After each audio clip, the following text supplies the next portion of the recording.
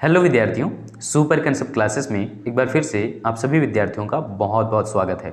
विद्यार्थियों, आज हम लोग इस वीडियो के माध्यम से क्लास 12वीं के लिए इकोनॉमिक्स का मॉडल क्वेश्चन पेपर सॉल्व करने जा रहे हैं। हम लोग बात करेंगे मल्टीपल चॉइस टाइप क्वेश्चंस के बारे में, जिसे आप ऑब्जेक्टिव क्वेश्चंस कहते हैं, है ना। बोलते हैं ना ऑब्जेक्टिव क्वेश्चंस, 4 ऑप्शन वाले सवाल और यहाँ पर ये स्पेशली जारी किया गया है झारखंड बोर्ड 2024 के स्टूडेंट्स के लिए। लेकिन ध्यान रखिएगा, अगर आप आर्ट्स के स्टूडेंट्स हैं या फिर आप जो हैं साइंस के स्टूडेंट्स हैं या फिर आप कह लीजिए कि कॉमर्स के स्टूडेंट्स हैं, तब भी आपके लिए जो है वो ये वीडियो अपडेट बहुत ही महत्वपूर्ण होने वाली है।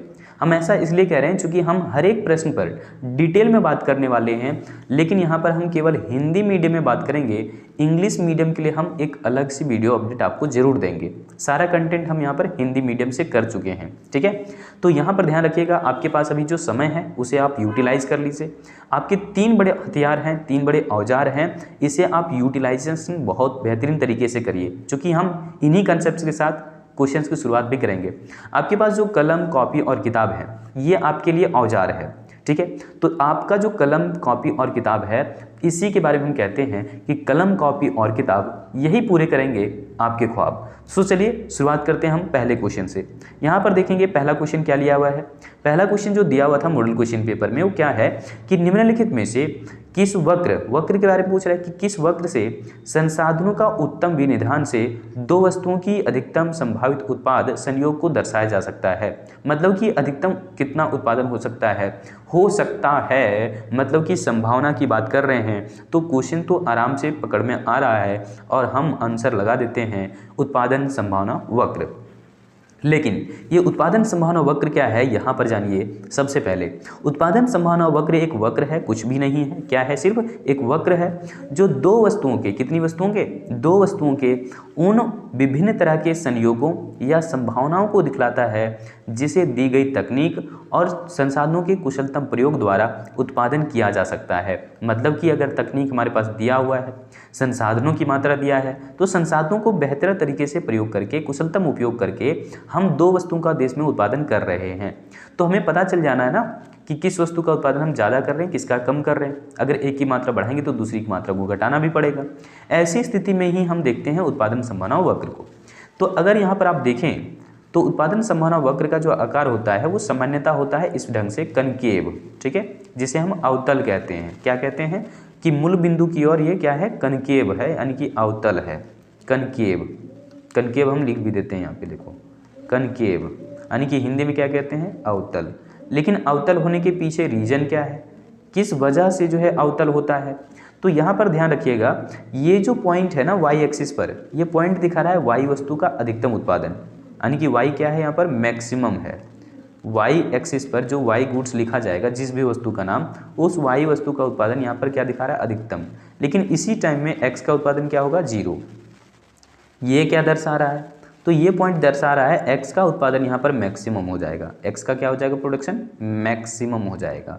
लेकिन इसी ढंग से हम कह रहे हैं कि वाई का प्रोडक्शन यहाँ पर क्या हो जाएगा, वाई का प्रोडक्शन हो जाएगा 0। किस पॉइंट पर, इस वाले पॉइंट पर। तो यहाँ पर आप समझ चुके हैं। अब हम बताते हैं क्या कि अगर जिस समय हम यहाँ पर मैक्सिमम वाई का प्रोडक्शन कर रहे हैं ना, उस समय अगर एक्स का प्रोडक्शन 0 है, तो हम तो जरूर लेना चाहेंगे कि एक्स का 1 यूनिट प्रोडक्शन कर लिया जाए। तो इस स्थिति में हमने मान लो कि 1 इकाई उत्पादन बढ़ा दिया एक्स गुड का, एक्स वस्तु का एक इकाई उत्पादन बढ़ा दिए, चूंकि एक्स लिखा हुआ किस पर, एक्स एक्सिस पर लिखा हुआ है, ये मान करके चलो। और वाई एक्सिस पर जो है वाई वस्तु की मात्रा लिखी हुई है। तो यहाँ पर हमें जो है कुछ ना कुछ मात्रा को त्याग करना जरूर पड़ गया, ठीक है। जैसे हमने एक्स की मात्रा को बढ़ाया, वाई की मात्रा को घटाना पड़ गया। पहले यहाँ पर उत्पादन हो रहा था, अब देखिए उत्पादन का स्तर नीचे आ चुका है। तो इस तरीके से उत्पादन में कमी आया, वाई का उत्पादन घट गया।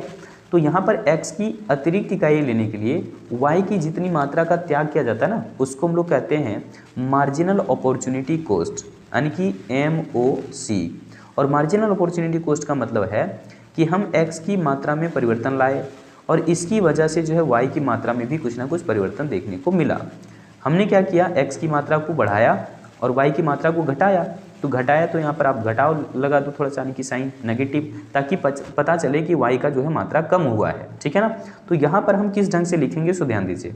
अगर यहाँ पर वाई का मैक्सिमम हो रहा था, तो मान लीजिए कि 21 यूनिट हो रहा था और ये एक्स वस्तु का उत्पादन उस समय कितना था, यहाँ पर 0 था, ठीक है ना।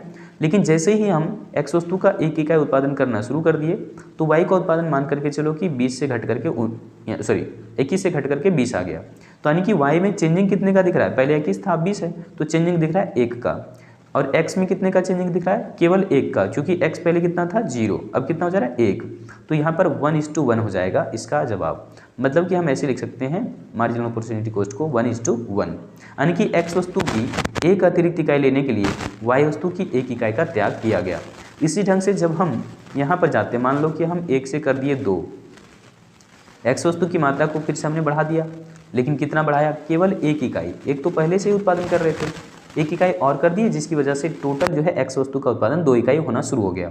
लेकिन y वस्तु की मात्रा में फिर से कुछ ना कुछ कमी देखा जा रहा है।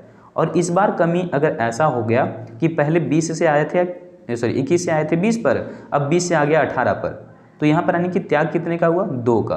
तो इसलिए मान लीजिए कि यहाँ पर अब त्याग की मात्रा 2 है। ठीक है, x वस्तु की 1 आने की अतिरिक्त इकाई के लिए त्याग की मात्रा कितनी है, 2। तो यहाँ पर कितना आ जाएगा, 2:1। इसका मतलब पहले था 1:1 और अब क्या आ रहा है 2:1। इसका मतलब पहले जो है वो कम त्याग हो रहा था और अब त्याग की मात्रा जो है वो 1 से बढ़कर के 2 हो गया है। तो इस तरीके से जब त्याग की मात्रा बढ़ती जाएगी तो हम उसको कहते हैं कि मार्जिनल अपॉर्चुनिटी कॉस्ट बढ़ते जा रहा है ना, सीमांत अवसर लागत बढ़ते जा रहा है। तो जब भी सीमांत अवसर लागत बढ़ेगी तो ये कैसा बनेगा, कनकेव बन जाएगा।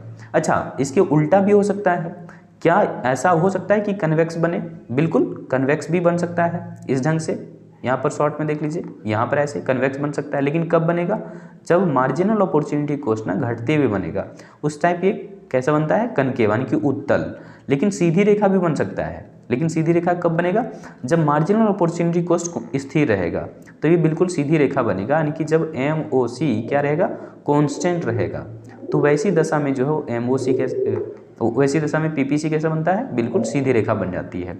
तो यहाँ पर त्याग की दर यानी कि एक समान है, पहले यानी कि x वस्तु की एक अतिरिक्त इकाई के लिए 2 त्याग है, फिर से एक अतिरिक्त इकाई के लिए फिर से 2 त्याग रहे, तो त्याग की मात्रा अगर सेम टू सेम है तब हम उसे समझेंगे क्या कि MOC कांस्टेंट है और इस वजह से बिल्कुल PPC सीधी रेखा बनती है। लेकिन ध्यान दीजिएगा एक चीज़ कि x एक्सिस y एक्सिस दोनों पर यह जो है हमेशा से टच किया है PPC, चाहे तो वो सीधी रेखा बने, चाहे तो अभी जस्ट मैंने बनाया था कन्वेक्स बने, किसी भी तरह से बनेगा, लेकिन ये क्या होगा, हमेशा से y एक्सिस और x एक्सिस को जरूर टच करेगा। ठीक है, क्योंकि यहाँ पर टच करता है तो y का अधिकतम उत्पादन बता रहा है, यहाँ पर टच करता है तो x का अधिकतम उत्पादन बता रहा है। यहाँ पर टच करता है उस समय y का अधिकतम है लेकिन x का 0 है, और यहाँ पर जिसमें टच करता है उसमें x का अधिकतम है और y का 0 है। तो इस तरीके से जो है हम लोग उत्पादन संभावना को समझ चुके हैं। अब चलिए इसकी कुछ मान्यताएं देखते हैं कि ऐसा क्यों होता है। तो सबसे पहली चीज़ ये मान लिया जाता है क्या कि अर्थव्यवस्था के अंदर में या फिर देश के अंदर में किन्हीं 2 ही वस्तुओं का उत्पादन किया जाता है। केवल कितनी वस्तुओं का, केवल 2 वस्तुओं का उत्पादन किया जाता है। दूसरी बात क्या है कि देश के अंदर में ना जो तकनीक है वो दिया हुआ है, यानी कि उत्पादन की तकनीक में कोई परिवर्तन अब नहीं होगा। ठीक है, इसके अलावा क्या है, ये भी मान लिया गया है कि देश के अंदर जितने भी संसाधन है उसको पूर्ण या फिर कुशलतम ढंग से प्रयोग किया जा रहा है, मतलब कि संसाधन बेकार नहीं हो रहे हैं, संसाधन की जितनी कैपेसिटी है उसका भरपूर प्रयोग किया जा रहा है। ठीक है, इस ढंग से अगली मान्यता क्या है कि उत्पादन के सभी साधन एक जैसे कुशल नहीं हैं, सबकी कुशलता अलग अलग होगी।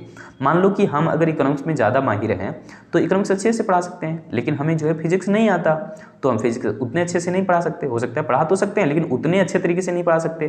तो ये यहाँ पर बात आ जाती है, यानी कि हर एक व्यक्ति जो है यहाँ पर या फिर हर एक जो साधन है वो किसी एक वस्तु के उत्पादन में ज़्यादा माहिर हैं और दूसरी वस्तु के उत्पादन में कम माहिर हैं, इस बात को यहाँ पर कहा गया है। अगली मान्यता क्या है कि अर्थव्यवस्था में संसाधनों की मात्रा कितनी है, तो निश्चित है। संसाधन कितने हैं, निश्चित संसाधन है, उसकी मात्रा में कोई परिवर्तन नहीं होगा। अगली जो है मान्यता क्या है कि उत्पादन के साधनों को, है ना, उत्पादन के साधनों को एक वस्तु के उत्पादन से हटा करके वही साधन को दूसरी वस्तु के उत्पादन में प्रयोग किया जा सकता है। जैसे देश में कोविड के टाइम में हुआ क्या था, कोविड के टाइम में गवर्नमेंट ने सोचा कि भाई हमें मास्क भी प्रोडक्शन करने हैं, हमें सैनिटाइजर भी प्रोडक्शन करना है। अब मान लो कि मास्क के प्रोडक्शन के लिए हमारे पास लेबर टोटल देश के अंदर में 100 है और सैनिटाइजर के प्रोडक्शन करने के लिए हमें जो है वो 20 लेबर चाहिए, तो 20 लेबर यहाँ पर भी हैं। तो हमारे पास टोटल देश के अंदर में 120 लेबर है, हमने 100 लेबर लगा दिया है मास्क के प्रोडक्शन में और 80 लेबर हमने लगा दिया है सैनिटाइजर के प्रोडक्शन में। अब हम चाहते हैं कि अभी जो है ना मास्क का प्रोडक्शन थोड़ा कम कर दिया जाए, क्योंकि मास्क जो है बहुत सारे बन चुके हैं, हमें सैनिटाइजर का प्रोडक्शन बढ़ाने की ज़रूरत है। तो जितने भी लेबर जो है ना 100 लेबर लगे हुए थे मास्क के प्रोडक्शन में, इन 100 लेबर में से हमने कुछ लेबर को अब ट्रांसफ़र कर दिया सैनिटाइजर के प्रोडक्शन में, तो सैनिटाइजर का प्रोडक्शन बढ़ना शुरू हो जाएगा। तो इसका मतलब यही है कि हम एक ही लेबर को कभी यहाँ लगा रहे हैं, कभी यहाँ लगा रहे हैं, मतलब जहाँ जिस हिसाब से ज़रूरत पड़ रहा है हम वहाँ पर उसको ट्रांसफ़र कर सकते हैं। तो वही मान्यता यहाँ पर है कि उत्पादन के साधनों को एक वस्तु के उत्पादन से हटा करके उन्हीं साधन को हम दूसरी वस्तु के उत्पादन में प्रयोग कर सकते हैं। तो ये मान्यता आप समझ गए होंगे। ये सब मान्यताओं के आधार पर ही पीपीसी बना हुआ था और इससे मैंने बात किया ही। अगर जो है देश के अंदर में, ध्यान रखना, अगर देश के अंदर में ऐसा कुछ होता है, हम थोड़ा सा एडिशनल पेज ले लेते हैं। यहाँ पर देखिए, अगर देश के अंदर में जो है वो उत्पादन का स्तर देखा जाए, ठीक है, या फिर उत्पादन का जो है वो स्तर बढ़ता है आप कह सकते हैं, तो उसके पीछे के कौन कौन से रीजन हो सकते हैं। जैसे कि देश में शिक्षा, साक्षरता, जागरूकता ये सब बढ़ा हुआ है, तो उत्पादन संभावना जो है पहले अगर ये है तो उत्पादन पहले की अपेक्षा ज़्यादा होना शुरू हो जाएगा, क्योंकि देश में लोग पढ़े लिखे ज़्यादा हो गए, देश के अंदर में तकनीक का विकास हो गया, देश के अंदर में जो है रोज़गार ज़्यादा मिल रहा है ना। तो उस स्थिति में पीपीसी जो है दाईं ओर चला जाता है, यानी कि राइट साइड कब जाता है, राइट साइड जो हो जाता है कब है, जब हमारे यहाँ पर टेक्निक जो है ज़्यादा हो जाए, तकनीक बेहतरीन हो गया है ना, उत्पादन की तकनीक बेहतरीन है हमारे यहाँ पर, जब एजुकेशन क्वालिटी ज़्यादा अच्छा हो जाएगा, शिक्षा की जो है वो स्तर अच्छे हो जाएंगे, हमारे यहाँ पर जो है वो देश में रिसोर्सेज की अवेलेबिलिटी यानी कि उपलब्धता ज़्यादा हो जाएगी, ठीक है। इस ढंग से जब हम देखें तो देश का उत्पादन क्षमता क्या होता है, बढ़ता है। तो इसलिए पीपीसी जो है राइटवर्ड शिफ्ट हो जाएगा, दाहिनी तरफ चला जाएगा। पहले उत्पादन का संभावना ये बना हुआ था, ठीक है, जिसको आप नाम दे सकते हैं, मान लो यहाँ से ए से लेकर के बी तक नाम दे दिए हम। लेकिन बाद में यदि तकनीक में सुधार होता है, रोजगार ज़्यादा लोगों को मिलता है, रिसोर्सेज की अवेलेबिलिटी ज़्यादा हो जाती है देश में, तो इस स्थिति में राइटवर्ड शिफ्ट होकर के ये A-B- पर चला जाएगा। उम्मीद है समझ में आ गया होगा। लेकिन ऐसा भी हो सकता है कि अगर देश के अंदर में कहीं, अगर देश के भीतर कहीं भी ऐसा पता चला कि नहीं देश के अंदर में तो भूकंप, बाढ़ वगैरह आ गया, या फिर जो है वो लो क्वालिटी एजुकेशन दिया जा रहा है, तो उस स्थिति में क्या होता है, तो हमारा उत्पादन क्षमता अगर यहाँ पर है, मान लो है ना, पहले तो बाढ़ भूकंप आने की वजह से, या फिर मान लो घटिया किस्म की जो है एजुकेशन क्वालिटी वगैरह देने से क्या हो जाएगा कि उत्पादन स्तर जो है वो यहाँ पर हो जाएगा, घट जाएगा, है ना। आपराधिक मामले देश के अंदर में जब ज़्यादा होंगे तो जो है उत्पादन स्तर घटेगा, और एजुकेशन क्वालिटी ज़्यादा अच्छा होगा तो यहाँ पर ऐसे उत्पादन का स्तर बढ़ेगा। तो इस ढंग से आप समझ गए होंगे। लेबर को ट्रेनिंग ज़्यादा दिया जाएगा, अच्छे तरीके से ट्रेनिंग, तो उत्पादन क्षमता बढ़ेगा। उत्पादन क्षमता जो है घटेगा कब, जब लेबर को अच्छा तरीके से तकनीक की ज्ञान नहीं दिया जा रहा है, तकनीकी नॉलेज नहीं है, तो उत्पादन स्तर देश में घटेगा। सो समझ गए होंगे आप उत्पादन संभावना वक्र के बारे में। चलिए आगे बढ़ते हैं सेकेंड क्वेश्चन पर। दूसरा क्वेश्चन क्या कह रहा है, बहुत ज़बरदस्त क्वेश्चन है। दूसरा क्वेश्चन कह रहा है कि निम्न में से किस प्रश्न का कौन सा ऐसा सवाल है, इसमें 4 सवाल दिए हुए, 4 क्वेश्चंस हैं, इनमें से कौन सा ऐसा क्वेश्चन है जिसका संबंध व्यष्टि अर्थशास्त्र से है। तो इनमें से देखिए, ध्यान रखिए, व्यष्टि अर्थशास्त्र में हम लोग क्या क्या चीज़ें पढ़ते हैं इसको आप पहले समझिए, फिर आपको पता चल जाएगा। यहाँ पर हम ले लेते हैं, देखो व्यष्टि जो शब्द है, व्यष्टि शब्द का अंग्रेजी जो आप देखेंगे तो उसका अंग्रेजी होता है क्या, माइक्रो। ये माइक्रो शब्द कहाँ से लिया गया है, तो ये माइक्रो शब्द लिया गया है ग्रीक भाषा के माइक्रोज टर्म से। MI यहाँ पर के हो जाएगा, सी की जगह पर KROS, यानी कि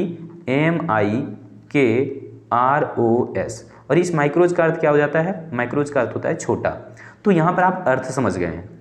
अब यहाँ पर समझिए कि व्यष्टि अर्थशास्त्र में किन किन चीज़ों को पढ़ा जाता है। तो हम लोग कहते हैं कि अर्थशास्त्र का वह भाग, क्योंकि अर्थशास्त्र के 2 भाग हैं, माइक्रो इकोनॉमिक्स और मैक्रो इकोनॉमिक्स, व्यष्टि अर्थशास्त्र और समष्टि अर्थशास्त्र। इसलिए डेफिनेशन दिए हैं कि अर्थशास्त्र का वह भाग जिसमें व्यक्तिगत इकाइयों का अध्ययन किया जाता है उसे हम व्यष्टि अर्थशास्त्र कहते हैं। अब यहाँ पर देखेंगे, क्योंकि हम लोग देखो व्यष्टि अर्थशास्त्र में ना ये भी पढ़ते हैं कि किसी वस्तु का कीमत कैसे तय होगा। जैसे मान लो कि कलम हमारे पास है और उस कलम का कीमत 10 रुपया या 5 रुपया तय हो गया, तो कीमत जो तय हुआ 5 रुपये वो कैसे तय होता है, ये हम लोग माइक्रो इकोनॉमिक्स के ही चैप्टर नंबर 4 में पढ़ते हैं, क्लास 12th में ही, ठीक है, बाजार वाले चैप्टर में, है ना, कि मांग और पूर्ति दोनों बराबर होने चाहिए, वहीं पर कीमत तय होगा। तो ये माइक्रो इकोनॉमिक्स में पढ़ते हैं, और इसी वजह से व्यष्टि अर्थशास्त्र को ना कीमत सिद्धांत भी बोला जाता है। ध्यान रखिएगा, व्यष्टि अर्थशास्त्र का वैकल्पिक नाम या दूसरा नाम क्या है, कीमत सिद्धांत या फिर मूल्य सिद्धांत, अंग्रेजी में बोले तो प्राइस थ्योरी। तो ये आप समझ गए कि कैसे कैसे चीज़ों का स्टडी किया जाता है व्यष्टि अर्थशास्त्र में। तो यहाँ पर आते हैं हम क्वेश्चन के ऊपर, ठीक है। क्वेश्चन में देख लीजिए क्या कह रहा था। सो क्वेश्चन में कह रहा था कि निम्न में से किस प्रश्न का संबंध व्यष्टि अर्थशास्त्र से है। तो आप समझ गए हैं कि बाजार में किसी वस्तु का कीमत अगर निर्धारण करना होगा तो उसके लिए हम व्यष्टि अर्थशास्त्र जरूर पढ़ते हैं। बात तो सही है, पहला वाला ऑप्शन बिल्कुल सही है। देश की बात कर रहा है, मतलब पूरे देश की बात हम लोग कहाँ करते हैं, समष्टि अर्थशास्त्र में, व्यष्टि में तो करते नहीं है, तो व्यष्टि की बात ये नहीं है। एक फर्म की बात है, एक फर्म मतलब व्यक्तिगत फर्म, केवल और केवल देश में एक फर्म तो होता नहीं है, बहुत सारे फर्म होते हैं, लेकिन देश का केवल हम एक फर्म का क्या जानने की कर रहे हैं, कुल आउटपुट क्या लेवल क्या है, कि टोटल कितना जो है वो प्रोडक्शन किया है। तो अगर हम एक देश में किसी एक फर्म की बात कर रहे हैं तो केवल एक फर्म है ना, और उसका कुल उत्पादन देख रहे हैं, तो इस ढंग से हम कह सकते हैं ये भी व्यष्टि अर्थशास्त्र में पढ़ा जाता है। लेकिन फिर से कह रहे हैं एक देश की बात है, देखो एक जरूर लगा हुआ साथ में, लेकिन देश की बात है, पूरी दुनिया की बात है, तो उस समय हम लोग समष्टि की बात करते हैं। तो देश में वस्तुओं की कीमतें क्यों बढ़ती है, अगर ये सवाल पूछता तो अलग जवाब देते हैं, लेकिन यहाँ पर चूंकि सवाल का संबंध पूछ रहा है कि किससे है, व्यष्टि से या समष्टि से, तो देश की बात हो रहा है तो इसका संबंध जो है वो समष्टि से होगा। ठीक है, समष्टि से होगा। पूरे राज्य स्तर की बात है, पूरे देश स्तर की बात है, पूरे विश्व स्तर की बात है, तो हम लोग समष्टि की बात करते हैं। लेकिन अगर किसी एक व्यक्ति या व्यक्तियों के छोटे समूह के बारे में बात करें तो व्यष्टि अर्थशास्त्र का होगा। तो ए और सी दोनों ऑप्शन सही है ना, ए एंड सी दोनों ऑप्शन सही होगा आपका क्वेश्चन नंबर दूसरे के लिए। चलिए आगे बढ़ते हैं। इस तरीके से जब क्वेश्चन करोगे ना तो आपका गारंटी है एग्जाम में एक भी प्रश्न नहीं छूटेगा, हम गारंटी के साथ आपको कह सकते हैं। यहाँ पर देखो क्वेश्चन नंबर तीसरा क्या कह रहा है कि निम्न में से किस इकाई में उपयोगिता को मापा जा सकता है। तो इसके बारे में समझते हैं आइए डिटेल में। हालांकि इसका सही जवाब अगर आप पूछेंगे तो रुपया हो जाएगा, लेकिन क्यों होगा आइए समझते हैं यहाँ से। उपयोगिता सबसे पहले समझिए है क्या। उपयोगिता को अंग्रेजी में यूटिलिटी कहते हैं, और उपयोगिता ना हर एक वस्तु में पाया जाता है, छुपा हुआ होता है, वो दिखता नहीं है।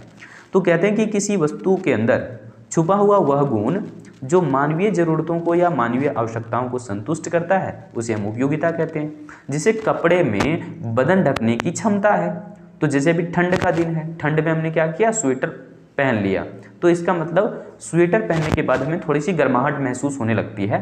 तो हम समझ सकते हैं कि उस वस्तु के अंदर कुछ ना कुछ ऐसा गुण जरूर छुपा हुआ है जिससे हमें ठंड लग रहा था तो उसे अब हमें बच पा रहे हैं, यानी कि हमें संतुष्टि दे रहा है। तो इस प्रकार से कह सकते हैं कि उस स्वेटर में कहीं ना कहीं ऐसा गुण है, और उसी गुण का नाम यहाँ पर दिया है इकोनॉमिक्स के अकॉर्डिंग क्या, उपयोगिता। मतलब किसी वस्तु के अंदर छुपा हुआ वह गुण जो मानवीय जरूरत को पूरा करता है या संतुष्ट करता है उसे हम उपयोगिता कहते हैं।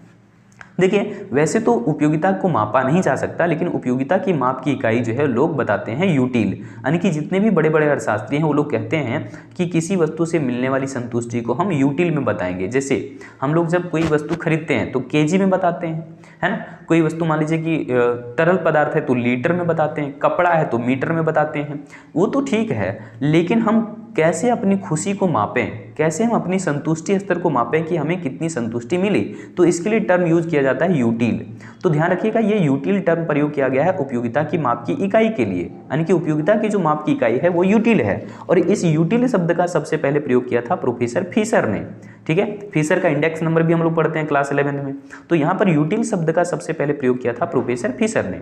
लेकिन यहाँ पर ध्यान दीजिएगा प्रोफेसर मार्शल के अकॉर्डिंग जो है क्या होता है, सो प्रोफेसर मार्शल ने ना पता है अपना किताब लिखा था प्रिंसिपल्स ऑफ इकोनॉमिक्स, और ये किताब छपा था 1890 ईस्वी में। कब छपा था प्रिंसिपल्स ऑफ इकोनॉमिक्स, 1890 में। इसी किताब के अंदर में पता है इन्होंने क्या कहा, सो गणनावाचक उपयोगिता सिद्धांत दिया था, यानी कि जिसे हम कार्डिनल यूटिलिटी थ्योरी बोलते हैं। मतलब कि ये कहते थे मार्शल कि किसी वस्तु का जो संतुष्टि है वो हम संख्या के रूप में बता सकते हैं। मान लो कि हमने जो है रसगुल्ले कंज्यूम किया, एक रसगुल्ला हमने खाया, तो इससे हमें जो है कितनी संतुष्टि मिली ये हम संख्या में बता सकते हैं। मान लो 50 मिला, ठीक है, ये 50 क्या है, 50 यूटिल है, ये 50 संतुष्टि हमें मिल गया। अब इसी ढंग से ये क्या कहते हैं कि अगर हमें किसी वस्तु से मान लो 20 यूटिल्स मिलता है तो इसका मतलब हम समझ सकते हैं कि हमें दूसरी इकाई उपभोग करने से कम संतुष्टि मिला, और जबकि वही वस्तु का पहली इकाई कंज्यूम किए तो संतुष्टि ज़्यादा मिला। तो इस तरीके से मार्शल कहते हैं कि हम संख्या के रूप में बता सकते हैं कि किस वस्तु से कितनी संतुष्टि मिली है। हालांकि इन्होंने जो है ना उपयोगिता की माप के लिए यहाँ पर जो है ना मुद्रा का प्रयोग कर लिया था। यानी कि इनका कहना था कि अगर हम किसी वस्तु के लिए 10 रुपया देने के लिए तैयार हैं, इसका मतलब हमें 10 यूटिल संतुष्टि मिला। अगर किसी वस्तु के लिए हम 100 रुपया देने के लिए तैयार हैं तो इसका मतलब 100 यूटिल हमें संतुष्टि मिला। तो इस ढंग से जो है यूटिल के टर्म में जो है वो माप तो जरूर सकते हैं हम लोग उपयोगिता को, लेकिन मार्शल कहते हैं कि उपयोगिता की माप की इकाई क्या होगी, मुद्रा, या फिर माप के जो है तरीके क्या होंगे, रुपया। तो इसीलिए मुद्रा या रुपया के रूप में जो है उपयोगिता को मापा जा सकता है, किसके अकॉर्डिंग, मार्शल के अकॉर्डिंग। और यही सवाल हमसे जो है यहाँ पर किया था कि उपयोगिता को किस तरीके से मापा जा सकता है ना। उपयोगिता को जो है यानी कि किस इकाई में उपयोगिता को मापा जा सकता है, तो रुपया में मापा जा सकता है, किसके अकॉर्डिंग, मार्शल के अकॉर्डिंग। लेकिन यूटिल जो यहाँ पर टर्म यूज किया था उसके लिए ध्यान दीजिए कि उपयोगिता की माप की इकाई यूटिल है, माप की इकाई क्या है, यूटिल है। और इस शब्द का सबसे पहले प्रयोग किया था प्रोफेसर फीसर ने। चलिए आगे जाते हैं अगले क्वेश्चन पर। यहाँ पर देखिए चौथा क्वेश्चन क्या पूछ रहा है, बहुत जबरदस्त क्वेश्चन है, मांग की लोच से है। कह रहा है कि यदि किसी वस्तु की मांग की कीमत लोच का मान 2 है, इलास्टिसिटी ऑफ डिमांड जो है वो कितना है, 2 है, यानी कि ईडी हम कह सकते हैं कितना है, 2। तो इस स्थिति में बताइए मांग की लोच क्या होगी। तो मांग की लोच क्या होगी, तो मांग की लोच होगी लोचदार। क्यों लोचदार होगी, यहाँ पर ध्यान दीजिएगा, ये वाला फॉर्मूला देखो, यहाँ पर ध्यान दीजिए।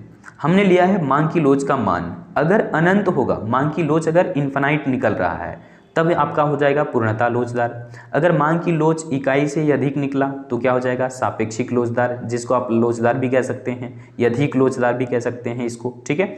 इसके अलावा क्या है, इकाई के बराबर अगर मान लो 1 आ गया, कैलकुलेशन में कितना आ गया, 1, तो उस समय जो है समलोचदार कहेंगे।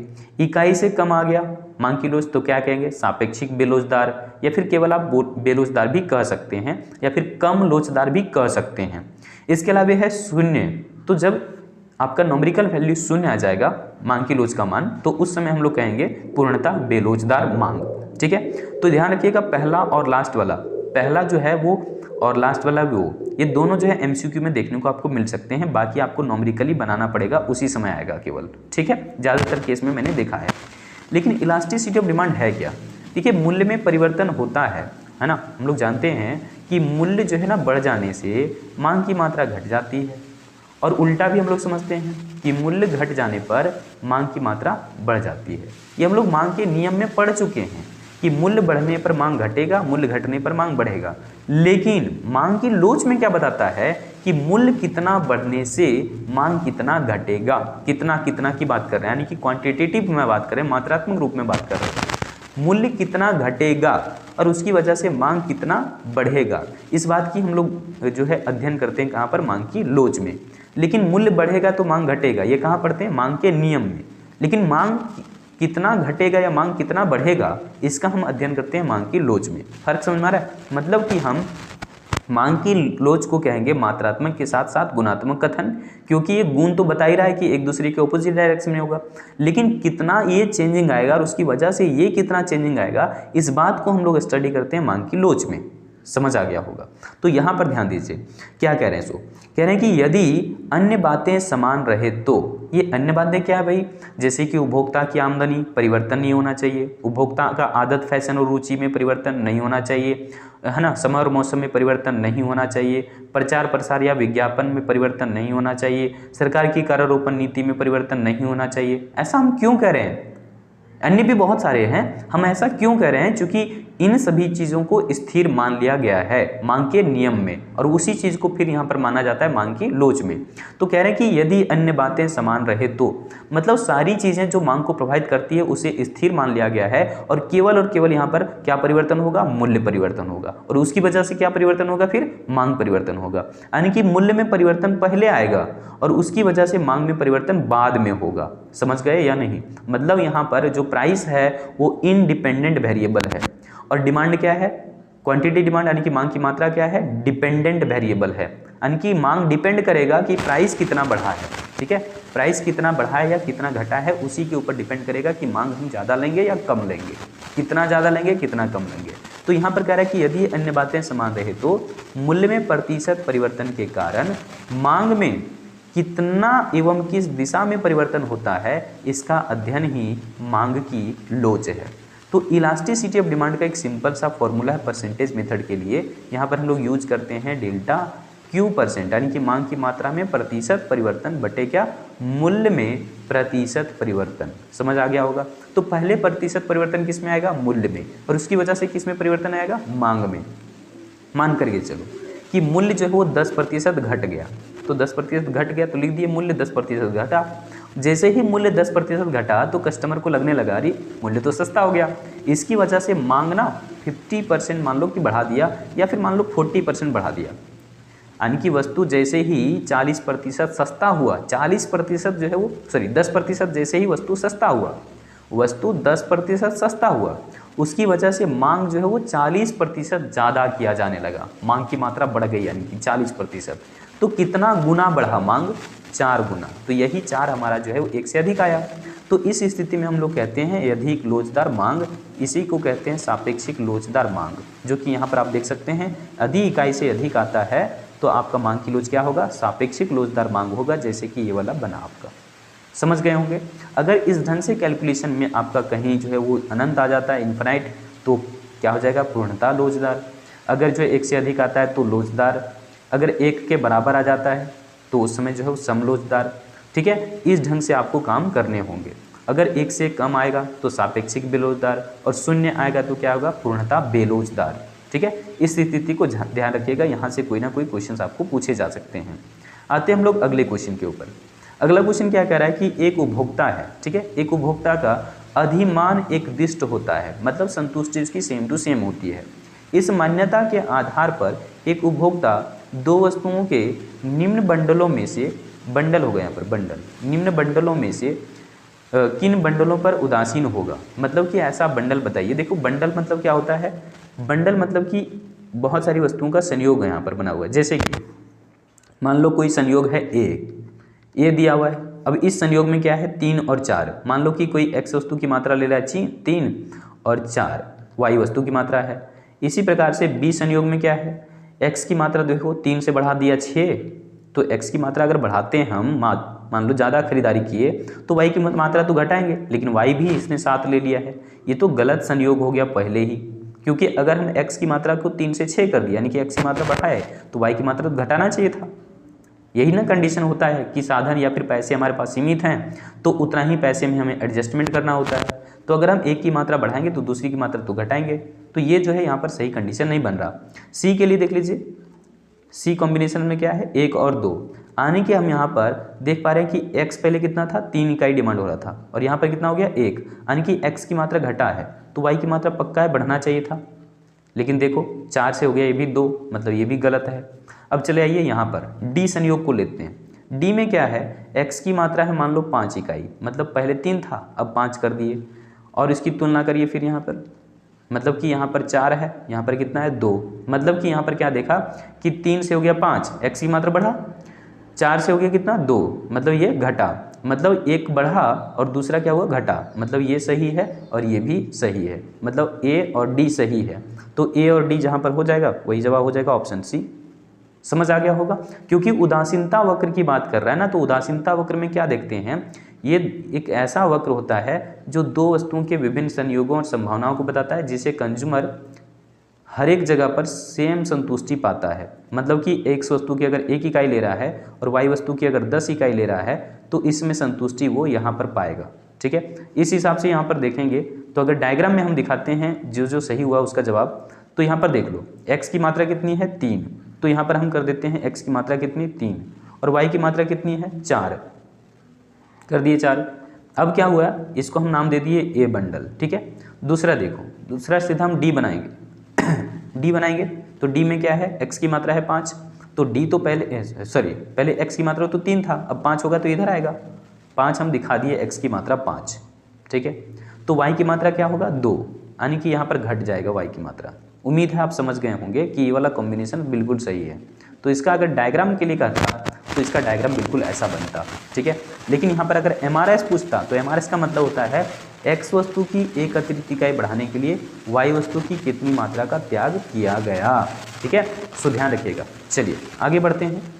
यहाँ पर देख लो, कह रहे हैं कि उदासीनता वक्र को ना समसंतुष्टि वक्र भी कहते हैं। उदासीनता वक्र को हम लोग क्या कहते हैं, समसंतुष्टि वक्र भी कहते हैं और अधिमान वक्र भी कहते हैं। इसको हम लोग तटस्थता वक्र भी कहते हैं, यानी कि अंग्रेजी में इंडिफरेंस कर्व भी कहा जाता है। तो ये ध्यान रखना, नाम पूछा जाता है कई बार कि उदासीनता वक्र का दूसरा या वैकल्पिक नाम कौन सा है, तो समसंतुष्टि वक्र भी कहते हैं, क्योंकि उदासीनता वक्र पर बने जितने भी संयोग होते हैं वो कंज्यूमर को समान स्तर का संतुष्टि प्रदान करता है। तो देखो उदासीनता वक्र क्या है, वह वक्र है जो दो वस्तुओं के उन सभी संयोगों या फिर उपभोग संभावनाओं को दिखलाता है जिनसे कि उपभोक्ता को समान स्तर का संतुष्टि मिलता है। मतलब कि अगर ये मान लो कि हम ऐसे उदासीनता वक्र, रुकना थोड़ा सा, ऐसे मान लो हमने उदासीनता वक्र बना दिया, एक साइड में हम ले रहे हैं, मान लो कि यहाँ पर हम ले रहे हैं आलू, ठीक है, ए फॉर आलू, या फिर कोई भी मान लो एक्स मान लेते हैं, एक्स मान लेते ज़्यादा अच्छा, थोड़ा सा अच्छा दिखता है यहाँ पर देखो, और हम वाई के साइड में वाई वस्तु ही रख देते हैं, ठीक है, एक्स वस्तु का नाम है, वाई वस्तु का नाम है। तो यहाँ पर उदासीनता वक्र ऐसे जनरली बनता है जिसको हम कहते हैं उत्तल यानी कि कन्वेक्स। तो आईसी कर्व यानी कि इंडिफरेंस कर्व है ये वाला। अब यहाँ पर कई सारे बंडल बने होते हैं इस ढंग से, ठीक है। तो ये क्या दर्शा रहा होता है कि कंज्यूमर को जितना संतुष्टि ए पर मिल रहा है उतना ही संतुष्टि बी पर मिल रहा है, उतना ही संतुष्टि सी पर मिल रहा है।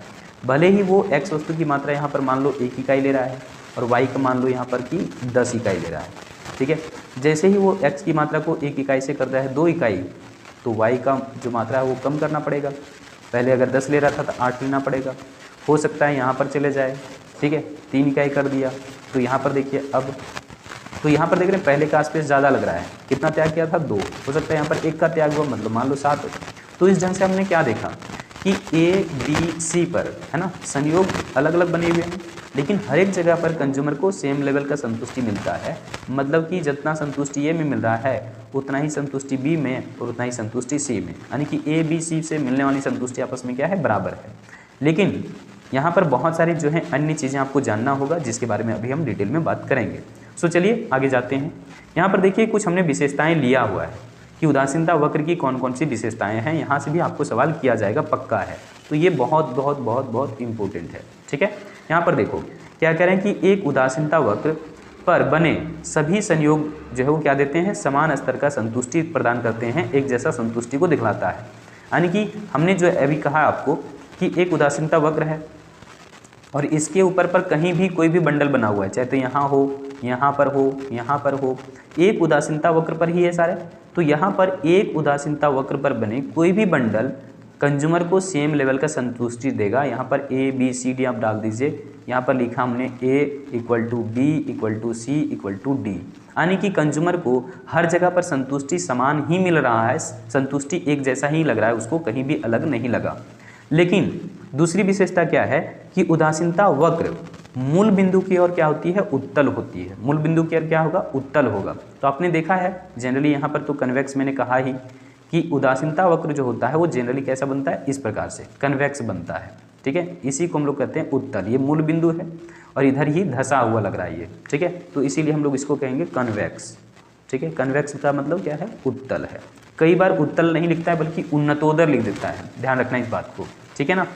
यहाँ पर आइए, अगली जो है विशेषता क्या है कि नीचे वाली उदासीनता वक्र की तुलना में ऊपर वाली उदासीनता वक्र जो है वो अधिक संतुष्टि दर्शाता है, यानी कि ऊपर वाला ज़्यादा संतुष्टि देगा, नीचे वाला कम, ठीक है। यहाँ पर देखिए, यहाँ पर देखिएगा ध्यान से, हमने आईसी खींच लिया पहला, ठीक है, ये हमारा आईसी नंबर है फर्स्ट, पहला उदासीनता वक्र है।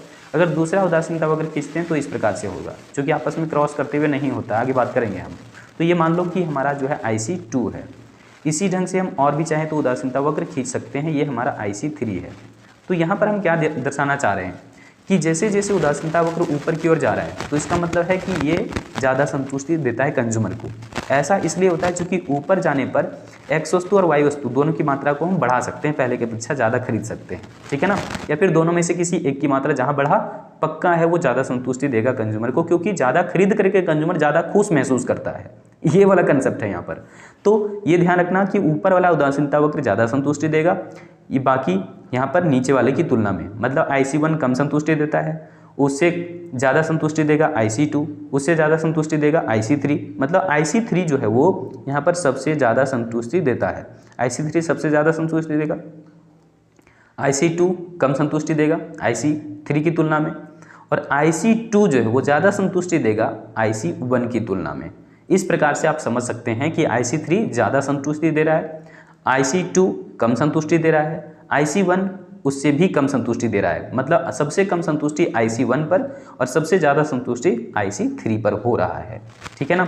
यहाँ पर देखो अगला जो है पॉइंट क्या है, अगली जो है विशेषता क्या है कि उदासीनता वक्र रेखाएं एक दूसरे को कभी भी प्रतिच्छेद नहीं करेगी। अब ऐसा क्यों होता है, चूंकि हर एक उदासीनता वक्र अपने एक अलग संतुष्टि स्तर को बताता है, यानी कि इस सब पॉइंट जो हमने लिया है सब आपस में समान स्तर का संतुष्टि बताएगा। लेकिन देखो जैसे ही उदासीनता वक्र हमने बदला तो IC2 पर जितने बिंदु बने हुए वो आपस में समान संतुष्टि देगा, लेकिन IC1 का मान लो पॉइंट A है और IC2 का मान लो पॉइंट B है, तो ये A आपस में कभी भी इक्वल नहीं होंगे। मतलब कि हर एक जो उदासीनता वक्र होता है उस पर अगर संयोग बना हुआ है तो वो आपस में सब इक्वल होंगे। जैसे कि ये सब आपस में इक्वल हैं, ये आपस में इक्वल है, लेकिन यहाँ का कोई एक पॉइंट और यहाँ का इस लाइन का कोई एक कॉम्बिनेशन या पॉइंट इक्वल कभी भी नहीं होता। तो इस वजह से ध्यान रखना होगा कि दो उदासीनता वक्र रेखाएं आपस में कभी प्रतिच्छेद नहीं करती है, क्योंकि हर एक उदासीनता वक्र अपने एक अलग संतुष्टि स्तर को बताती है। और जैसे कि हम लोग जानते हैं कि अगर दो उदासीनता वक्र आपस में इस प्रकार से अगर प्रतिच्छेद कर गया तो इसका मतलब तो दोनों के लिए एक कॉमन पॉइंट हुआ। तो इस कॉमन पॉइंट पर बताइए क्या दोनों सेम टू सेम सेटिस्फैक्शन दिखाते हैं या नहीं? बिल्कुल दिखाएंगे, लेकिन ऐसे में हकीकत में नहीं होता है। ठीक है, हम लोग क्या जानते हैं, जहाँ दो रेखाएं आपस में मिलता है दोनों का वैल्यू इक्वल होता है। जबकि हम कह रहे हैं कि यहाँ पर देखो मैंने ये नीचे है तो संतुष्टि कम दिखाएगा, लेकिन यही वाला वक्र अब देखो यहाँ पर ऊपर आ गया है तो एक जो है वो कभी कम कभी ज़्यादा ऐसा संतुष्टि दिखाएगा क्या? बिल्कुल भी नहीं। इसलिए यहाँ पर हम कह सकते हैं कि जो पॉइंट मान लो यहाँ पर बना दिए हम A, ठीक है, यहाँ पर बना दिए C, यहाँ पर बना दिए हम B, तो हम ये नहीं कह सकते कि ये इक्वल टू जो है वो B है। ये कभी भी नहीं होगा आपस में इक्वल। ठीक है, क्योंकि अगर ऐसा होता तो A इक्वल टू C कहते, बिल्कुल कहते। A इक्वल टू जो है वो यहाँ पर मान लो D है तो A C D आपस में तो इक्वल होगा, सही बात है। लेकिन A C यहाँ पर मान लो D डैश ये आपस में इक्वल होना चाहिए था, लेकिन एक ही पॉइंट है ना दोनों के लिए, तो ये तो नीचे हो गया। कंसेप्चुअली देखें तो यहाँ पर क्या कर रहे थे कि नीचे रहेगा उदासीनता वक्र तो कम संतुष्टि, तो ये तो कम संतुष्टि दिखा रहा है।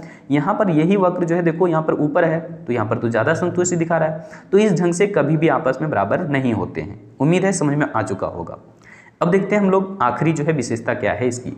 उदासीनता वक्र ना कभी भी ना x अक्ष को छूता है ना ही y अक्ष को छूता है, इस बात को ध्यान रखना। हम जब जो है वो उदासीनता वक्र को खींच रहे हैं, आप लोग ध्यान देते होंगे यहाँ पर किस प्रकार से कि हम जब भी IC लिए तो ना कभी जो है वो x एक्सिस को इधर टच करने दिए, है ना, x एक्सिस यही है और इधर जो है वो y एक्सिस है, तो ना कभी जो है वो x एक्सिस को टच किया इधर, कभी ये वाला IC देखो यहाँ पर है इधर टच नहीं किया, ये y एक्सिस इधर है यहाँ टच नहीं किया, तो हम कह सकते हैं कि ना कभी ये y अक्ष को छूता है और ना ही कभी इधर x अक्ष को छूता है। उम्मीद है समझ में आ गया होगा कि उदासीनता वक्र की कौन कौन सी विशेषताएं होती है। यहाँ पर देखो अगले क्वेश्चन पर जाते हैं, क्वेश्चन नंबर 6। यहाँ पर क्वेश्चन नंबर 6 क्या कह रहा है कि निम्न में से पूरक वस्तुओं का एक उदाहरण है। पूरक वस्तु का मतलब होता है जब दो वस्तुएं मिलकर के किसी एक उद्देश्य को पूरा करते हैं। जैसे सब्जी हम काटते हैं, सब्जी बनाने के लिए मान लो पका करके बनाना है तो उसके लिए नमक जो प्रयोग करते हैं, तो नमक और सब्जी आपकी क्या है, पूरक वस्तु है। ठीक है, उसके लिए तेल वगैरह भी प्रयोग किए जाते हैं, तो तेल नमक सब्जी आपस में क्या हो गए, सब पूरक वस्तु है।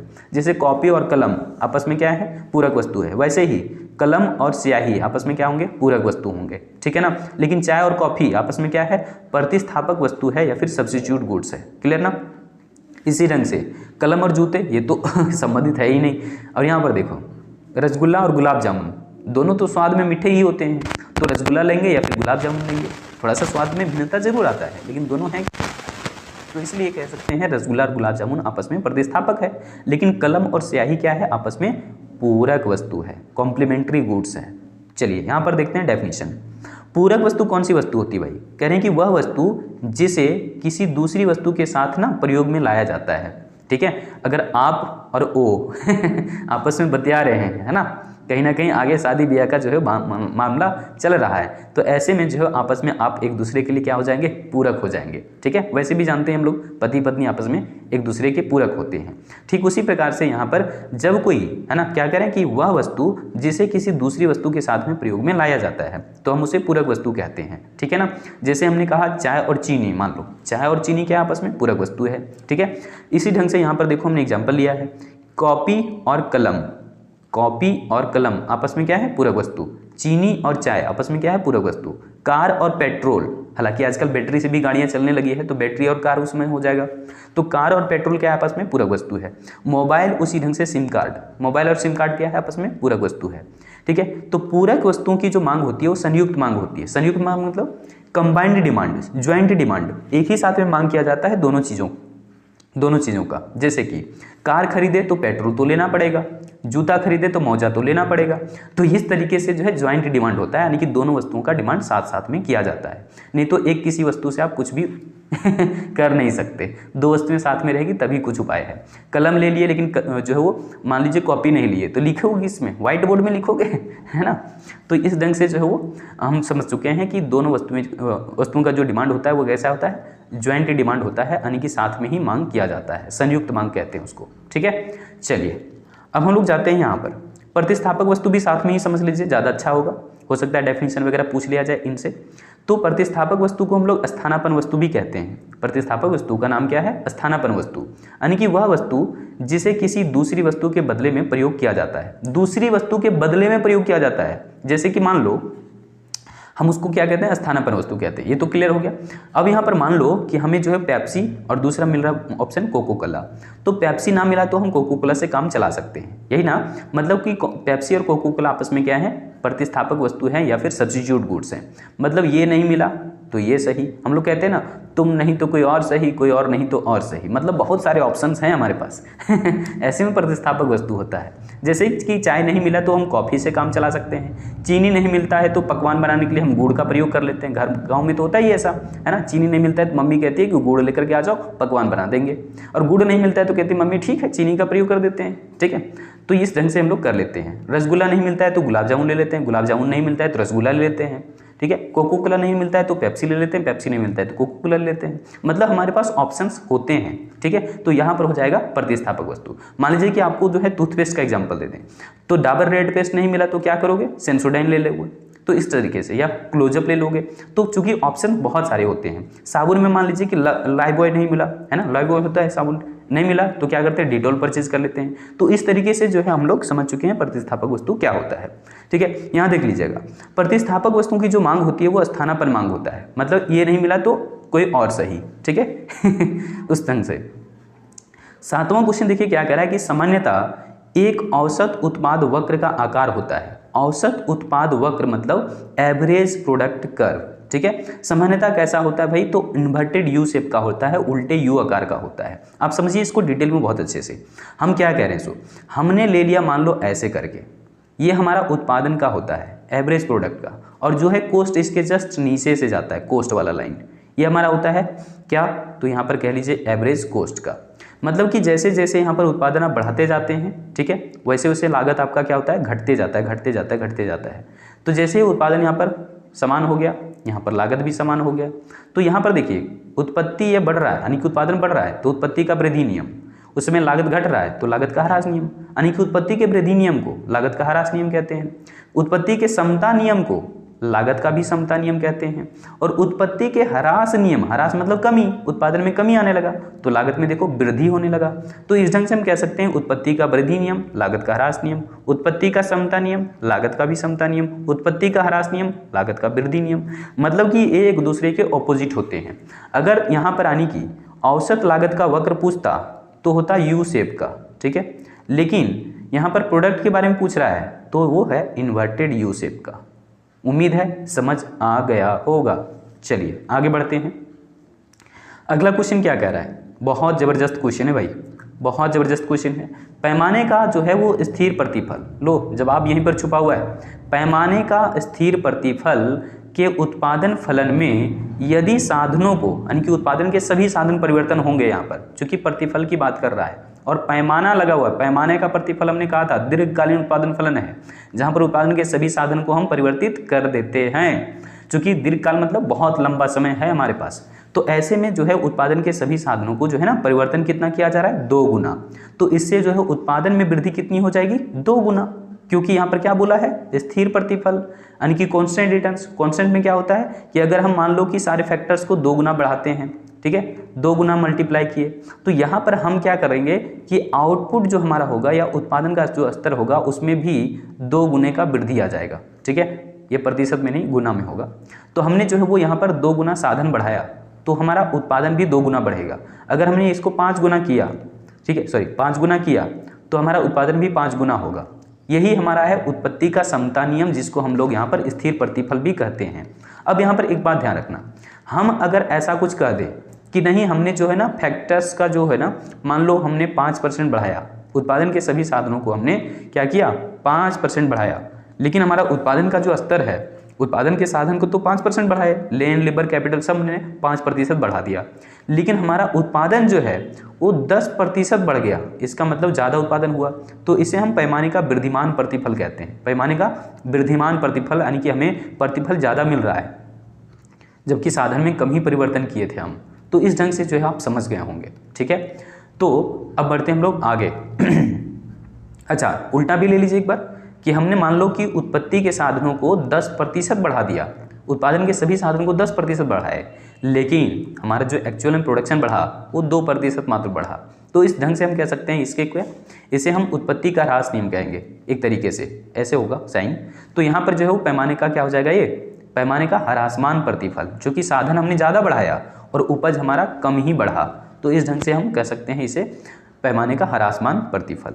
एक जो क्वेश्चन बहुत ज़बरदस्त है, इस पर ध्यान दीजिएगा, बहुत सारे लोग इसको गलत कर चुके हैं, पहले ही हम बता चुके हैं आपको, ठीक है। देखो यहाँ पर क्या है, निम्नलिखित में से, है ना, निम्न चित्र में क्या दिखाया है, आयात, है ना, आयात, आयात नहीं है, आयत है, आयत, आयत होगा, आयत, ठीक है। आयत मतलब रेक्टेंगुलर, रेक्टेंगल। तो यहाँ पर रेक्टेंगल कौन सा बना है, OABC, क्या रहा ना, OABC, यानी कि ये वाला O, ये वाला B, सॉरी ये और ये B और ये C। मतलब कि इस ढंग से आपको जो है वो एक चित्र दिया हुआ है और इसी चित्र के हेल्प से आपको बनाना है क्या, कि ये क्या दिखाता है, पूरा ये जो चित्र है, ये वाला पूरा एरिया जो है ये क्या बता रहा है। इस एरिया को जानने के लिए आपको समझना होगा कि ये जो लाइन है वो किसका है। तो ये लाइन है आपका किसका भाई, तो ये लाइन बना हुआ है हमारा AFC का। ये देखो यहाँ पर लिखा हुआ है AFC, क्या लिखा हुआ है, AFC, यानी कि average fixed cost. Full form क्या होता है, एवरेज, ठीक है, फिक्स्ड, FIXED, फिक्स्ड, और C फॉर कॉस्ट। तो एवरेज फिक्स्ड कॉस्ट ये बना हुआ है। तो अगर इधर उत्पादन की मात्रा है, देखो ध्यान से, उत्पादन की मात्रा है, तो उत्पादन की मात्रा कितनी है, O से लेकर के C तक, ठीक ना। और एवरेज कॉस्ट कितना है, एवरेज फिक्स्ड कॉस्ट O से लेकर के A तक, O से A तक, यानी कि केवल हमें O ये कहता, थोड़ा सा रुकिए कलर चेंज कर लेते हैं।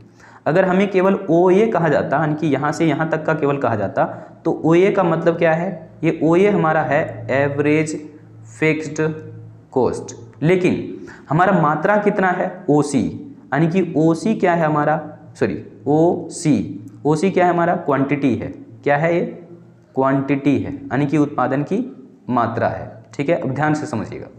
अब हम क्या जानते हैं, TFC का फॉर्मूला जानते होंगे आप, ठीक है। TFC टोटल फिक्स्ड कॉस्ट कैसे निकलता है, तो आप करते हैं AFC, ठीक है, AFC, ठीक है, इक्वल टू, सॉरी इनटू क्या हो जाता है, क्वांटिटी। तो यहाँ पर आप देखिए AFC जो है कितना दिया हुआ है, AFC का मतलब है OA, तो यहाँ पर कर दीजिए OA, इनटू क्या, यहाँ पर Q का मतलब क्वांटिटी कितना है, OC, तो यहाँ पर कर दीजिए OC। तो ये कैसे बनेगा, ये OA, यहीं तक तो नहीं रुक जाओगे, तो OABC, ये पूरा एरिया जो बन जाएगा वो क्या हो जाएगा, आपका TFC हो जाएगा। हम ऐसा क्यों कह रहे हैं, एक चीज़ थोड़ा सा ध्यान दीजिए और भी, अगर क्लैरिटी यहाँ से नहीं आई तो क्यों हम कहते हैं ऐसा, क्योंकि आपको पता है आयत का जो क्षेत्रफल निकलता है वो कैसे निकलता है, आयत का क्षेत्रफल निकलता है लंबाई गुने क्या, चौड़ाई। इस ढंग से निकलता है ना, L इंटू B करके, लंबाई गुने चौड़ाई कर दिए। लंबाई कितना है, तो ये देख लो, लंबाई हमारा यानी कि हाइट ये कितना है, OA, ठीक है। और ये कह सकते हैं किसके बराबर है, यहाँ पर BC के बराबर है, मतलब कि OA आप कह सकते हैं OA किसके बराबर है, BC के बराबर में है, और OC AB के बराबर में है, OC AB के बराबर में है। तो इस ढंग से हम इसको इसके बराबर लें या इसको इसके बराबर लें, एक ही चीज़ है। तो लंबाई की जगह पर हम कितना रखेंगे, OA, ठीक है, OA रख दिए, इनटू चौड़ाई कितना रखेंगे, OC रख दिए। तो ये क्या निकल गया हमारा, टोटल एरिया निकल जाएगा, मल्टीपल होकर के टोटल एरिया निकल जाता है। तो इस ढंग से हम कह सकते हैं निकल गया OABC, और ये पूरा एरिया क्या निकलता है, चूँकि दिखा रहा है AFC, तो यहाँ पर मल्टीपल होकर के निकल जाएगा आपका TFC। अगर यहाँ से भी आपकी क्लैरिटी जो है वो थोड़ी कम रही है तो एक आपको हम और भी ज़बरदस्त बताते हैं इसके लिए, ठीक है, जो कि आपको काम कर जाएगा। आपने देखा है AFC को, AFC कैसे निकलता है, ये निकलता है TFC से, ठीक है, TFC/Q करके निकलता है, TFC/Q, ठीक है। तो TFC जो है वो आपको यहाँ पर पता नहीं है, ठीक है। आप यहाँ पर क्या पता है आपको, AFC पता है कि जो कि OA दिखा रहा है, OA दिखा रहा है क्या, AFC। तो आप जो है यहाँ पर AFC के साथ मल्टीपल कर दीजिए यहाँ पर, यानी कि इसको चेंज कर सकते हैं ना, AFC × Q, थोड़ा सा रुकना, AFC लिखना चाहिए था, × Q इक्वल टू क्या हो जाएगा, TFC। तो यहाँ पर इस ढंग से निकाला जाता है, मतलब कि क्वांटिटी कितनी है OC और AFC कितना है OA। तो इस प्रकार से पूरा एरिया क्या हो जाएगा हमारा TFC हो जाएगा, यानी कि कुल स्थिर लागत हो जाएगा, जिसको हम टोटल फिक्स्ड कॉस्ट कहते हैं, टोटल फिक्स्ड कॉस्ट है ये, ठीक है ना। चलिए यहाँ पर देखिए आपको हम प्रैक्टिस करवा देते हैं। यहाँ पर देखो ये हमने AFC का लिया हुआ है, AFC लिखा हुआ है ना, और यहाँ पर देखो उत्पादन की मात्रा यानी कि आउटपुट लिखा हुआ है इन यूनिट्स, और यहाँ पर क्या है एवरेज फिक्स्ड कॉस्ट। तो मान करके चलिए कि हमारा जो एवरेज फिक्स्ड कॉस्ट है वो है 10 रुपये, ठीक है, 10 रुपये है, ठीक ना। और यहाँ पर हम देख रहे हैं क्या, उस समय हम उत्पादन ले रहे हैं कितना, 1 इकाई का, ठीक है। तो इस जगह बताइए कि टोटल फिक्स्ड कॉस्ट हमारा कितना आ जाएगा, ये पूरा एरिया हम कह सकते हैं, यही हमारा जो है टोटल फिक्स्ड कॉस्ट हो जाएगा। तो हमारा AFC कितना है 10 और हम 1 इकाई उत्पादन कर रहे हैं, तो TFC निकालने का फॉर्मूला भी आपको पता चल गया है कि क्या निकलता है, TFC है ना, इक्वल टू क्या होता है AFC, ठीक है, इनटू में क्या होता है Q। तो Q कितना है, केवल 1, और AFC कितना है 10, तो 10 को गुना कर दीजिए 1 से, तो AFC कितना, TFC कितना निकल जाएगा 10। अगर आप इसको मान लीजिए यहाँ पर जाते हैं, ठीक है, यहाँ पर इसको थोड़ा चेंज करना पड़ेगा हमको पेन भाई, यहाँ पर रुकिएगा।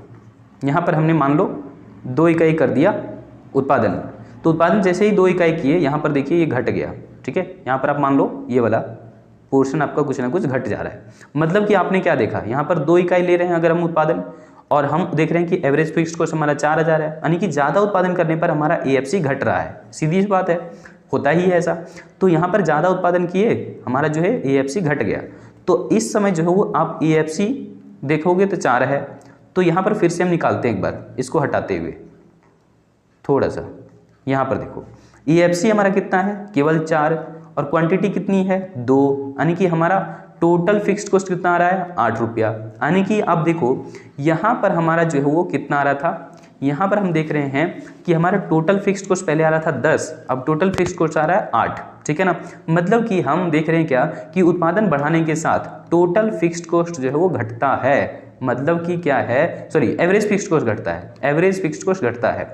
तो यहाँ निश्चित तौर पर टोटल फिक्स्ड कॉस्ट भी घटता है अधिक उत्पादन करने के साथ साथ, उस हिसाब से देखेंगे तो पर यूनिट के हिसाब से। तो ये हम लोगों को समझ में आ चुका है। अब यहाँ पर देखिएगा क्वेश्चन जो पूछा बहुत ज़बरदस्त क्वेश्चन है, ऐसे क्वेश्चन तो पूछे जाते हैं एग्जामिनेशन में। 10वां क्वेश्चन क्या कह रहा है कि पूर्ण प्रतियोगिता बाजार में फर्मों की संख्या कितनी होती है। तो फर्म कितने होते हैं, तो पूर्ण प्रतियोगिता बाजार है ना, यहाँ पर फर्मों की संख्या बहुत ज़्यादा होता है, अत्यधिक होता है। इसके लिए आपको जो है नीचे एक स्लाइड पर जाना होगा, ये देखिए यहाँ पर पूर्ण प्रतियोगिता बाजार की आप स्थिति को समझिए। क्या है कि बाजार की वह स्थिति जिसमें कि क्रेताओं और विक्रेताओं की संख्या दोनों क्या होते हैं, यानी कि अधिक होते हैं। सभी विक्रेता जो है वो एक समान जैसी यानी कि समरूप वस्तुएं बेच रहे होते हैं एक निश्चित मूल्य पर, यानी कि मूल्य जो है एक समान होता है। तो यहाँ पर जो खरीद बिक्री हो रही है इस सिचुएशन में, उसी तरह के मार्केट को हम लोग पूर्ण प्रतियोगिता बाजार कहते हैं। यानी कि हम एक लाइन में इसको अगर पढ़ लें तो कह रहे हैं कि बाजार की वह स्थिति जिसमें क्रेताओं तथा विक्रेताओं दोनों की संख्या अधिक होती है तथा सभी विक्रेता समरूप वस्तुएं बेच रहे होते हैं एक निश्चित मूल्य पर, है ना, निश्चित मूल्य पर खरीद बिक्री कर रहे होते हैं। ऐसे ही बाजार को हम लोग पूर्ण प्रतियोगिता की बाजार कहते हैं। अब इसकी कौन कौन सी विशेषताएं ध्यान दीजिएगा। यानी कि सबसे पहली बात कि यहाँ पर क्रेताओं और विक्रेताओं की संख्या बहुत ज़्यादा है, अत्यधिक है कह सकते हैं। दूसरी बात क्या है, वस्तुएं एक जैसी है, वस्तुएं समरूप है, होमोजीनियस प्रोडक्ट है, रंग रूप आकार कलर और पैकिंग के बेस पर भी क्या है सेम टू सेम है, होमोजीनियस प्रोडक्ट है। इसके अलावा क्या, अगर वस्तुएं समरूप है तो सभी वस्तुओं के लिए एक समान कीमत होगा, अलग अलग कीमत थोड़े ना होगा। यहाँ पर एक बात और है कि समान कीमत होने के पीछे रीजन क्या है। तो उद्योग देखो पूर्ण प्रतियोगिता में अलग होता है और फर्म अलग। तो उद्योग का काम क्या है? उद्योग का काम है कीमत को निर्धारण करना, कीमत को तय करना। तो उद्योग को हम कीमत निर्धारक कहते हैं पूर्ण प्रतियोगिता बाजार में, और फर्म को कीमत स्वीकारक कहते हैं। समझ में आ गया होगा। नेक्स्ट देखिए क्या है कि फर्मों के प्रवेश, फर्मों का एंट्री यानी कि और एग्जिट पर कोई प्रतिबंध नहीं होता। कोई भी नया फर्म आ सकता है, ज्वाइन कर सकता है, प्रोडक्शन बेच सकता है, नहीं पसंद आया तो छोड़ के जा भी सकता है इंडस्ट्री को, कोई नुकसान होने वाला किसी को नहीं है, सीधी सी बात। तो फर्म के आने और जाने पर किसी तरह का कोई भी प्रतिबंध नहीं लगाया जाता। साथ में क्या, ऐसे बाजार में कोई भी आयात लागत नहीं होता है। अगर आप दूर से भी ला रहे हैं प्रोडक्ट को तो उसको शून्य मान लिया जाता है, तो आयात लागत शून्य हो जाएगा। इस तरह के बाजार में चूंकि वस्तुएं समरूप है इसलिए प्रचार प्रसार पर खर्च नहीं किया जाता, और प्रचार प्रसार पर खर्च नहीं आएगा तो हम कहेंगे कि शून्य विक्रय लागतें हैं। क्योंकि विक्रय लागत होता क्या है? एडवर्टाइजमेंट के ऊपर में किया गया खर्च, विज्ञापन के ऊपर में किया गया खर्च को ही हम लोग विक्रय लागत कहते हैं। देखते नहीं कि अपने प्रोडक्ट को सेल करवाने के लिए लोग बड़े बड़े सेलिब्रिटी से प्रचार प्रसार करवाते हैं, तो उस पर खर्च चला जाता है बहुत सारा। तो इस तरीके के जो खर्च आते हैं उसे हम विक्रय लागत कहते हैं। तो ये यहाँ पर नहीं होगा। क्यों नहीं होगा? क्योंकि वस्तुएं इस बाजार में समरूप हैं, एक जैसी हैं, तो प्रचार प्रसार करने की आवश्यकता नहीं पड़ती है। समझ गए होंगे। चलिए अब हम लोग जो है वो 11 क्वेश्चन आ चुका है और ऑफलाइन क्लासेस की समय भी हो चुकी है। बाहर आवाज़ आ गया भाई ठीक है, आपको सुनाई दिया या नहीं पता नहीं, कि माइक जो है वो कैच तो करता है थोड़ा बहुत। तो यहाँ पर चलिए हम लोग जो है वो 11वें क्वेश्चन से अगले जो है वीडियो में ज़रूर बात करेंगे। तब तक आप लोग अपना ध्यान रखिए। गुड लक, बहुत सारी शुभकामनाएं। आप लोग तैयारी कीजिए अच्छे ढंग से। हम लोग जब क्वेश्चन पर आएंगे नेक्स्ट वीडियो में तो 11 नंबर से आएंगे और यहाँ से हम फिर डिटेल में बात करेंगे, और 3 वीडियो अपडेट के साथ आपको हम कंप्लीट डिटेल में बहुत बेहतरीन तरीके से बता करके भेज रहे हैं। सो वीडियो को लाइक ज़रूर करना, और चैनल को सब्सक्राइब नहीं किया है तो चैनल को भी सब्सक्राइब जरूर कर लीजिएगा। मिलते हैं फिर से हम अगली वीडियो अपडेट के साथ। जय हिंद।